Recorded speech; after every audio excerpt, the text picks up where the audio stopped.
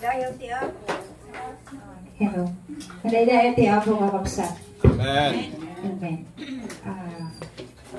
Sa pakikinig natin ng salita ng ating Panginoon ay napakalaking pribilehyo at hindi ito basta-basta lamang na makikinig ka lang, pero kapag pinakinggan mo at inilagay mo sa iyong puso, ito ay napakagandang privilege. Kaya makinig tayo saglit. Ibaba natin ang ating mga cellphone in respect sa ating Panginoon. So, yung binasa po kanina, parang hindi yata yun yung teksto ko. Pero ulitin kong basahin sa Ecclesiastes chapter 4. May salamin. Okay, chapter 5. Verses 4 to 5. Pakiulit nga, Teacher Kim. Huwag mo ring sabihin na wala namang nangyari sa akin matapos akong magkasala. Dahil ang Panginoon ay hindi madaling magalit. Huwag kang masanay sa paggawa ng kasalanan dahil sa pag-asang lagi kanyang patatawarin. Okay. Ibang version yun, pero basahin ko lang sa Ecclesiastes chapter 5 sa King James Version. Tayo pong lahat ay tumayo, pero pagaling sa salita ng Panginoon. Ecclesiastes chapter 5 verses 4 to 5. When thou vowest a vow with God, desire not to say it to pleasure in fools, pay with thou hast vowed. And then verse 5, better if it is not, should not bow than to bow that you will not do it. So, purihin ng Panginoon. Nakakaupo na po tayo.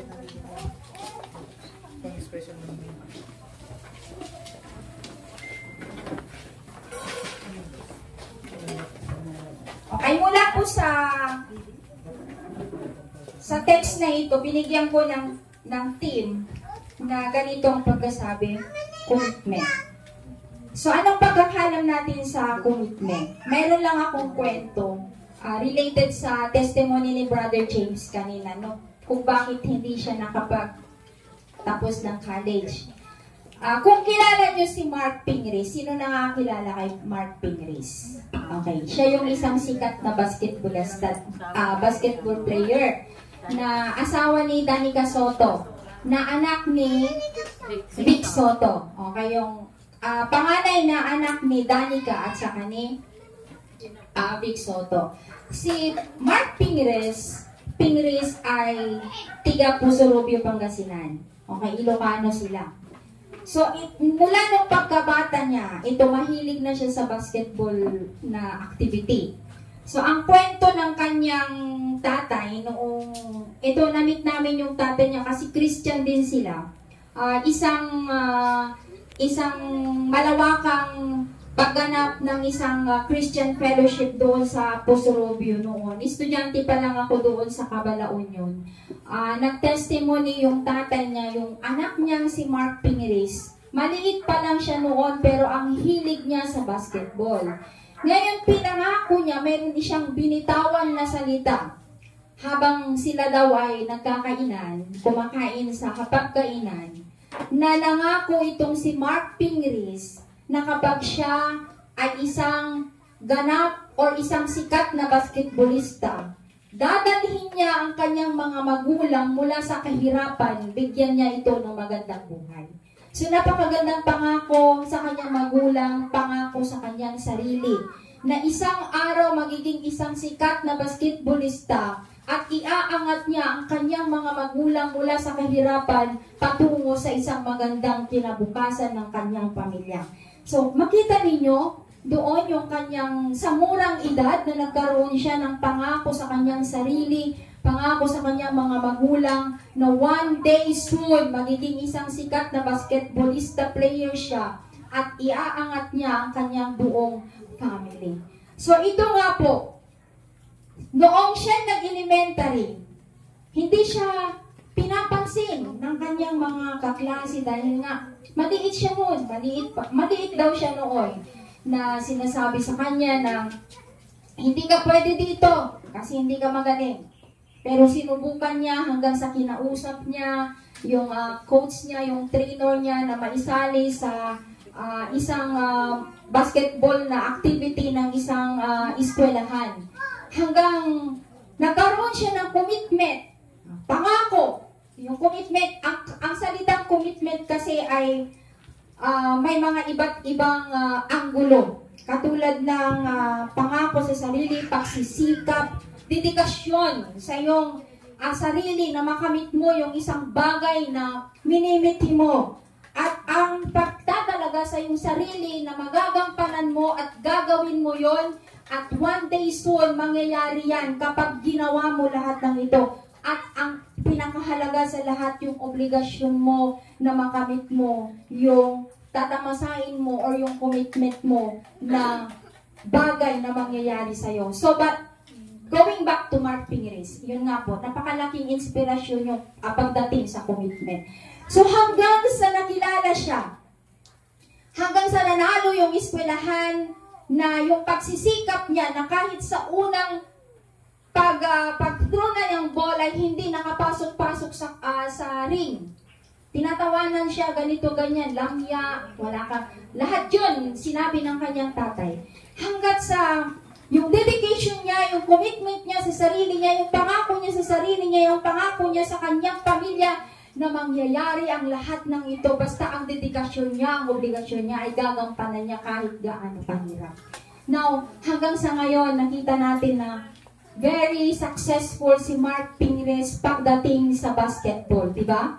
Nakilala siya. Isa sa kinikilala sa Puso Robio na isang magaling na basketball player. At isa siya sa big shooter sa larangan ng basketball na activity sa national team or sa national team ng basketball team ng Pilipinas. So going back to our team, sa commitment, ang isang mga examples ng commitment sa Bible, isa si Abraham. Si Abraham, yung commitment niya sa Panginoon, na hindi siya tumigil sa kanyang paglilingkod at pananampalataya. Kahit na dumating yung mga pagsubok sa kanyang buhay, na sinubok siya ng ating Panginoon, ngunit nagpatuloy siya, bagamat hindi niya alam kung ano yung plano ng Panginoon sa kanyang buhay, pero tuloy-tuloy siya sa kanyang paglilingkod at pananampalataya. Kaya siya ay tinawag nating Father of Faith dahil sa sobrang pananampalataya sa Panginoon na magampanan niya yung commitment niya sa ating Panginoon, yung commitment niya sa pananampalataya, yung commitment niya sa kanyang obligasyon sa pananampalataya sa ating Panginoon hanggang siya ay nagtagumpay sa kanyang paglilingkod sa ating Panginoon. So hanggang siya ay tinawag na Father of all nations. Dahil sa kanyang pagtatagumpay, dedikasyon at obligasyon sa ating Panginoon. Nandyan din si Ruth, bago natin i-apply ito sa ating Christian life. Si Ruth, sino ba si Ruth? Noong namatay yung kanyang binan, si Ruth ay manugang ni Naomi.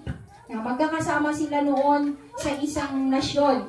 Ngayon, ang obligasyon ni Ruth sa kanyang binan ay kailanman ay hindi niya iiwan. Ano yung pinangako ni Ruth kay Naomi?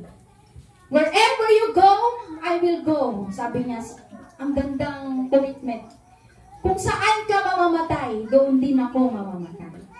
So napakagandang commitment at dedikasyon ni Ruth sa kanyang binan na walang iwanan, hindi niya iniwan. Kahit nung namatay na yung kanyang asawa, taglay-taglay niya pa rin yung commitment niya sa kanyang binan na kailanman hindi niya iniwan. Kahit nung naging matanda na siya, hindi niya iniwan. So dahil sa commitment niya na ito sa kanyang binan, pinagpala si Ruth. Purihin ng ating Panginoon. Amen. Ngayon, kung may commitment ka sa iyong sarili, commitment mo sa iyong pamilya, commitment mo sa iyong kaibigan, sa iyong kapatiran, lalong-lalo na sa ating Panginoon, walang imposible na hindi tayo magtagumpay sa isang bagay na minimithi natin. Amen. As long as nandyan yung dedication mo, obligasyon mo sa sarili mo, commitment mo, gagawin mo yan kahit na anong hirap, kahit na napakaraming pagsubok, napakaraming obstacles, mga hindrances na parang hindi mo kayang makamit ang isang bagay na minimiti mo. Ngunit alalahanin natin yung mga exemplary sa Bible. They are now the so-called giant of faith. It is because of the commitment na ginawa nila, ginampanan nila yung obligasyon nila, ginampanan nila hanggang sa hindi nila makamit ang tagumpay. Nandyan din si Jesus Christ, diba? Si Jesucristo. Yung commitment niya na i-save niya ang sangkatauhan. Ano bang ginawa niya? He saved the world. Kahit na dumaan siya sa napakatinding pagsubok, hirap sa katawan, hirap sa buong isipan, sa puso at sa buong katawan niya, pinaghirapan niya, lahat tiniis niya, alang-alang sa commitment niya sa ating Diyos Ama. Na-isave tayong lahat. Niya, nailigtas tayo mula sa kasalanan. Tayo ay inangat niya mula sa kahirapan. Tayo ay kinuha niya. Kuna na tilukano mula tilutlot ni Basol. Kuna na nailumlum tayo ng pinalaw na tayo ni Jesucristo. Dahil tinanganti ako. Sino ang masaya dito na naligtas tayo ng ating Panginoon? Amen. Ngayon, yung kaligtasan na yan, noong niligtas tayo ng Panginoon, tinanggap natin siya bilang isang manunubos. Ano ba yung pangako mo sa Panginoon? Ano yung commitment mo sa Kanya? Lord, maglilingkod ako. Ngunit anong nangyayari sa mga maraming mga mananampalataya ngayon? Hindi nila napagtatagumpayan ng isang bagay. Dahil bakit? Kunting problema lang, bumibitaw ka na. Kunting problema lang sa inyong pamilya, ayaw mo nang magsimba. May makita kang pagkakamali ng kapatid mo, ayaw mo nang magsimba. Dahil nakatuon yung pananampalataya mo sa iyong kapwa. Ngunit anong sabi sa epistle, sa Pauline epistle?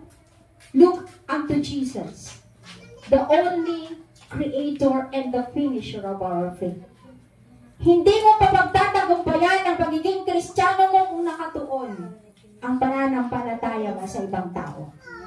Kung ayaw mo makita yung isang tao na para bang siya yung dahilan na bakit hindi ka nag-grow, pag nasa loob ka ng church, pumikit ka na lang.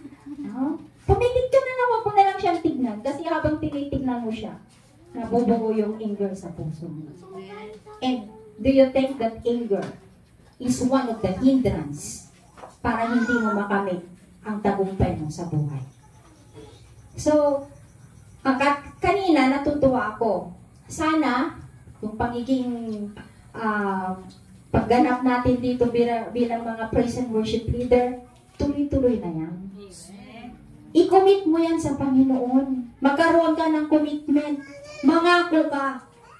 But, kapag nangako ka sa Panginoon, siguraduhin mo, tutuparin mo. Amen. Kasi napakalaking kasalanan kapag nangako ka sa ating. Di ba din mangako ka sa tao? Pero kasalanan pa rin yung mangako ka sa tao. Much more pag nangako ka sa Panginoon. Sabihin mo, Lord, minsan na akong nagkamali. Minsan na akong nagagawa ng hindi magandang bagay sa iyong harapan. Bigyan mo pa ako ng isang chance para mapagtagumpayan ko at makilala kita at makuha ko yung minimiti ko. Once na hiningi mo yun sa Panginoon, nangako ka, huwag mo nang gawin. Humingi ka na ng tawad. Huwag mo nang gawin. Tuparin mo na kung ano yung pangako mo sa Panginoon. Amen. Amen. Kasi once na nangako ka sa Panginoon at hindi mo tinupad, anong mangyayari? Curse. Alam niyo yung curse? Anong Tagalog ng curse? Ilocano tilunod. Anong Tagalog ng curse? Sumpa. Isusumpa ka ng Panginoon. Hahabol-habulin niya kung ano yung pinangako mo sa Kanya. Habulin niya yun. Habulin niya. Kung nag-pledge ka, limbawa, ibibigay ko ito sa Panginoon. I-pledge ko to. Magbibigay ako para sa Panginoon ng electric fan. Yung electric fan na yan, ilang taon na hindi mo binigay. Maraming bagay na gagawin ng Panginoon sa iyo para ipaunawa at iparamdam sa'yo, kay kaawat na, ipalagip na, di pangakong kiniapo. Hindi tayo makakatakas sa pangako natin sa ating Panginoon. So, dito, in application to our Christian life, yung commitment natin, sa practical nating pamumuhay. Once that you are already committed to God, obligasyon mo yan, maging dedicated ka sa commitment na yan. Once na sinabi mo maglilingkod ka. Ano, ang sabi ng, sino ba yun? Yung motto ng police? Ano ba yun? No retreat, no surrender mo? Or army yun? Army? Okay. Kahit kaninong motto yan, pero motto rin ng isang matatag na Kristiyano. No retreat, no surrender. Sabihin nyo nga. No retreat, no surrender. Kanino yan sinasabi? Narinig niya yan. Hindi niya sinabi sa akin, hindi narinig ng mga kasamahan nyo. Narinig yan ng Panginoon. Ngayon, sama-sama tayo sa ating paglilingkod. Sana lumago pa ang iglesyang ito. Alam niyo, sa pagiging committed natin sa Panginoon, nag-grow ang bawat isa. Yung gagawin mo, yung commitment mo sa Panginoon, hindi lang yung nakaupo ka, marami tayong commitment, marami tayong obligasyon sa Panginoon. Ano yung mga obligation natin? Sasabihin ko na dito ha, kahit hindi binabanggit ng mga ibang preachers, kasi yung mga ibang preachers, takot sila pagdating sa offering. Okay. Ang isang naglilingkod sa Panginoon, kasama yung pagbibigay. Okay. Ibigay mo yung buhay mo, ibigay mo pati yung pocket mo. If you want to be blessed, give to God. Amen. Honor God. Yung mga resources mo, what is 10%? Okay, nakahawak ka ng 100 pesos, wag kang mahiya na ibigay yung 10 pesos mo. Kasi that is an obligation sa harap ng ating Panginoon. If you want to be blessed, ibigay mo kung ano yung nararapat sa Panginoon. And that is a commitment. Paano mo masasabi sa sarili mo na I am a committed Christian na yung pocket mo ay hindi mo ipinagkaloob sa Panginoon? Ekis ka sa harap ng Panginoon. Kasi pinagdadamutan mo siya. Ha? Don't get me wrong. Pero ito yung katotohanan na maraming mga Kristiyanong nagsasabi, they are Christian, pero ang damot-damot nila pagdating sa Panginoon. Huwag natin pagdamutan ng Panginoon. Kasama yan sa commitment natin. Kasama yan sa dedication natin. At kapag ginawa mo yun, unti-unti niyang pagpapalain lahat ng area ng buhay mo. Materially, physically, financially, intellectually, lahat yan pagpapalain ng Panginoon. Anong sabi niya? Sa Malakay chapter 3 verse 10, subukin niyo ako at nang hindi ko bubuksan ang durungawan ng langit at ibubuhos ko ang pagpapalang hindi niyo kayang saluhin. Amen? Amen. Kung gusto niyong pagpalain, narito lang po yung mga sikreto. Pangako mo sa sarili mo at pangako mo sa Panginoon. Pag sumikapan mo ang lahat ng bagay, dedication, itatalaga mo yung sarili mo at obligasyon mo sa sarili mo. Lahat ng bagay na inaasam mo, mangyayari yan. Unahin natin ang Panginoon. Unahin natin i-dedicate ang ating sarili. Unahin natin gampanan ang ating obligasyon sa Panginoon. Unahin natin ang ating commitment ay mangyari at gagawin natin. Kung masundan lang natin ang bagay na ito, walang rason upang hindi tayo pagpalain ng ating Panginoon. Hindi lang sa pinansyal, lalo-lalo ng health natin. Once na lahat ng yan, makikita natin yan. When comes time na lahat ng yan ay ibibigay natin sa Panginoon. Amen. Huwag tayong magsisisi. Huwag tayong, yung kumbaga, tayo ngayon, nadayjay, manghinayang, mahinayang ka, agsimba ka data, okay ka ngayon, sa susunod na santek, sasagot ka. Walang ganon, paano kayo i-bless ng Panginoon pag ganon? Okay? So, sa umagang ito mga kapatid, napakasimple lamang yung ibinahagi kong salita ng Panginoon. Nahango ito sa Ecclesiastes na ito ay word of wisdom from the book of Ecclesiastes in relation to our Christian life. Lahat na yan, practical, spiritual. Number 1, commitment. Paano natin gagawin yung commitment na yan? Pagsikapan natin, dedication, obligation. Uulitin ko. Commitment, kailangan ng dedication kahit na anong hirap. Commitment, kailangan pagsikapan kahit anong hirap. Commitment, it is our obligation to ourselves and obligation to God. At syempre, obligation din natin sa bawat isa sa atin, sa pamilya, lalong-lalo na sa pamilya. May obligasyon tayo sa loob ng pamilya. Ipakita, iparamdam ng bawat isa sa atin ang pagmamahal, commitment sa loob ng family as Christian, makita na nauuna sa loob ng ating family ang commitment. Amen po ba? So sa umagang ito, ito lamang po yung maaari kong i-share na pagpalain tayo ng ating Panginoon na sa araw-araw i-apply natin lahat ng mga napapakinggan nating salita ng Panginoon. There is no reason, walang rason upang hindi tayo magtagumpay. Purihin ng Panginoon. At ibinibigay ko sa ating bishop ang natitirang oras upang dagdagan niya ang naibahaging salita ng ating Panginoon. Amen. Lakpakan po natin ang Panginoon. Napakaganda po yung mensahe ng ating Panginoon. Kailangan po natin yung commitment natin sa Diyos upang tayo po ay magtagumpay sa lahat ng bagay.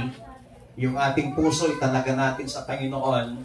Yung ating buhay italaga natin sa Panginoon. Huwag lang tayong maging active sa isang linggo, 2 linggo, 1 buwan, kundi habang tayo nabubuhay na naglilingkod sa Panginoon, ibigay natin ng buong buo ang ating buhay sa ating Panginoon. Tayo nga pong lahat ay tumayo.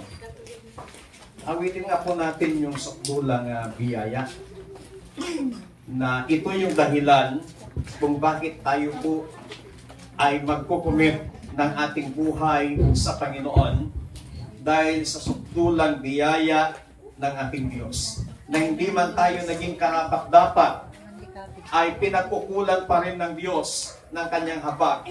Pinagkukulan pa rin ng Panginoon ng kanyang pagsinta ang ating mga buhay. Na wala mang pumansin sa atin, pero ang Diyos pinansin niya tayo. Kaya dahil sa biyaya ng Panginoon na yan, tayo po ay niyakap ng Diyos sa kabila ng ating karumihan. Inibig tayo ng Panginoon. Kaya kung gaano po tayo inibig ng Diyos, sana ganun din po ang gawin nating pag-ibig natin sa Panginoon. Italaga natin ng buong buo ang ating buhay sa ating Panginoon. Kaya habang inaawit po natin ang awit na ito, let's meditate the message of this song at sana ito ang pangako natin sa Panginoon na tayo ay maglilingkod ng buong buo, maglilingkod ng buong katapatan sa ating pong Panginoon. Hallelujah. Oh, we praise you, Jesus.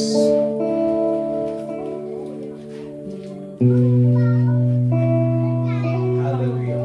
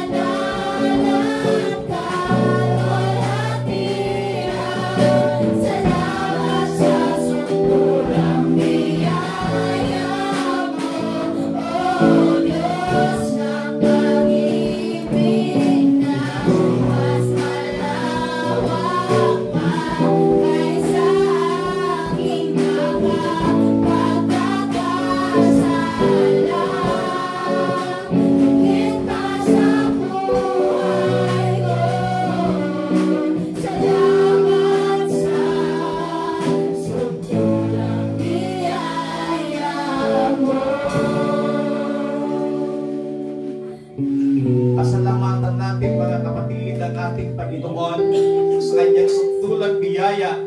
At dahil dyan, sa biyaya ng ating Panginoon, kaya natin nagagawa na i-commit italaga ang ating buhay sa ating paglilingkod, sa ating buhay na Diyos. Na sa kabila ng ating makahinaan, sa kabila ng ating mga pagkukulang, sa kabila ng ating mga pagkakasala sa Panginoon, tayo po ay niyakap ng Diyos, tayo po ay Kanyang minahal, tayo po ay Kanyang inibig. Hindi tinignan ng Panginoon kung gaano kalaki ang nagawa mong kasalanan, hindi tinignan ng Diyos kung gaano karami, kung gaano ka paulit-ulit na gumagawa ng kasalanan, pero ang nakita ng Panginoon, ang Kanyang pagmamahal, ang nakita ng Diyos, yung Kanyang pagsinta, yung Kanyang pag-ibig sa iyo. Kaya dahil doon yung biyaya ng Panginoon na tinanggap po natin, yung biyaya ng Diyos na atin pong nakamtan, kapatid, yan ang magdadala sa atin upang tayo po ay tuluyang magtalaga ng ating buhay sa ating Panginoon. Dakilang Diyos sa umagang ito, salamat sa inyong masalita na amin pong napakinggan sa umagang ito. Salamat sa iyong lingkod na siya mong dinamit upang ang bawat isa ay palalahanan kami na kami ay kailangang magtalaga ng aming buhay sa inyo. Panginoon, sa umagang ito, pagpalain po yung bawat anak mo na nakapakinig ng masalita mula po sa pinakabata hanggang sa pinakamatanda. Panginoon, by your grace, O God, magagawa namin italaga, magagawa namin i-commit ang aming buhay sa inyo. Magpapagamit kami, maglilingkod kami sa iyo, Panginoon, hanggang hindi ka dumarating, hanggat kami ay nabubuhay. Panginoon, gamitin mo ang aming mabuhay para sa iyong kalwalhatian. Dakilang Diyos, pagpalain ang bawat isa sa amin. Salamat sa iyong masalita. Salamat ng marami. In Jesus Christ, mighty name we pray. Everybody says, Amen. Palagpakan natin ng malakas sa Panginoon.